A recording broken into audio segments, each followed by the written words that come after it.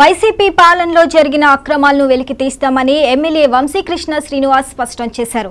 అహంకారంతో కూడిన పాలన వల్లే వైసీపీ ఘోరంగా పరాజయం పాలైందన్నారు. విశాఖ దక్షిణ నియోజకవర్గాన్ని పూర్తి స్థాయిలో అభివృద్ధి చేసి గ్రీన్ సిటీగా మారుస్తానని హామీ ఇచ్చారు. కూటమికి ఘన విజయాన్ని అందించిన ప్రజలకు ఆయన కృతజ్ఞతలు తెలిపారు. మీరందరూ కూడా ప్రమాణ స్వీకారం చేసి వచ్చిన తర్వాత ఇచ్చిన ప్రతి హామీ దగ్గరికి వెళ్ళి ప్రతి ఒక్కటి కూడా చేస్తారని చెప్పేసి మీ ద్వారా వాళ్ళకి తెలియజేస్తా ఉన్నా. ఇకపోతే ఈ అద్భుతమైన అవకాశాన్ని ఈ రాష్ట్ర ప్రజలు ఎంత సైలెంట్గా ఉమ్మడి అభ్యర్థులు గెలిపించారో మీరందరూ కూడా చూశారు. నేను గతంలో చాలాసార్లు చెప్పా, ప్రెస్ మీట్లో చెప్పా ఎలా ఉండబోతుందని. అంతకంటే ఇంకా ఎక్కువగానే వచ్చింది తప్ప ఎక్కడా కూడా తగ్గలేదు.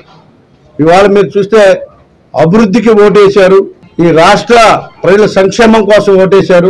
ఈ రాష్ట్ర ప్రజలందరూ కూడా సైలెంట్గా వాళ్ళ పని వాళ్ళు చేశారు. వెళ్ళి ఈ రాష్ట్రాన్ని కాపాడుకోవాలి, ఈ దురదృష్టమైనటువంటి పరిపాలన, ఈ దుర్మార్గమైనటువంటి పరిపాలన నుంచి ప్రజలను రక్షించాలి, యువతను కాపాడుకోవాలి, ఎంప్లాయ్మెంట్ జనరేట్ చేసుకోవాలి,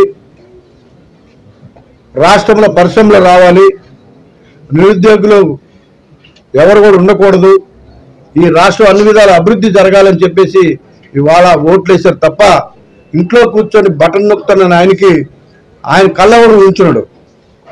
ఆ విధమైనటువంటి రిజల్ట్ ఇవాళ ఇవ్వడం జరిగింది. కాబట్టి నాయకులకు అందరూ కూడా హెచ్చరిక ఇది, ప్రజలకు నచ్చేటట్టుగా పరిపాలన చేయాలి తప్ప నేను మోనార్క్ని, నేను ఒక హిట్లర్ని, నేను ఈ విధంగా ఉంటే నేను చెప్పినట్టు ఈనాడు ప్రజలు నాయకులు అని చెప్పేసి అహంకార ధోరణి ప్రదర్శిస్తే ఏ విధంగా ఉంటుంది అహంకారానికి సమాధానం ప్రజలు ఇచ్చారు. కాబట్టి ఇది ఒక రాజనీతిగా తీసుకొని అవకాశం ఇచ్చినప్పుడు దాన్ని ప్రజలకు అనుగుణంగా పరిపాలించాలి అని చెప్పేసి ఇవాళ అలాంటి ఒక అద్భుతమైనటువంటి తీర్పుని ఇవాళ ఇవ్వడం జరిగింది ఈ రాష్ట్ర ప్రజలు. సో వాళ్ళందరికి కూడా ప్రజలందరూ కూడా మనస్ఫూర్తిగా ధన్యవాదాలు. పవన్ కళ్యాణ్ గారు ఒక స్టార్ ఇమేజ్ ఇవాళ రాజకీయాల్లో రావడం జరిగింది.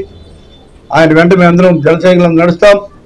ఆయన యొక్క ఆశయాల కోసం ఆయన ఇంకా గొప్ప పొజిషన్ చూడడానికి శక్తివంచన లేకుండా పనిచేస్తామని చెప్పేసి మీ ద్వారా ఈ రాష్ట్ర ప్రజలు తెలియజేస్తాం.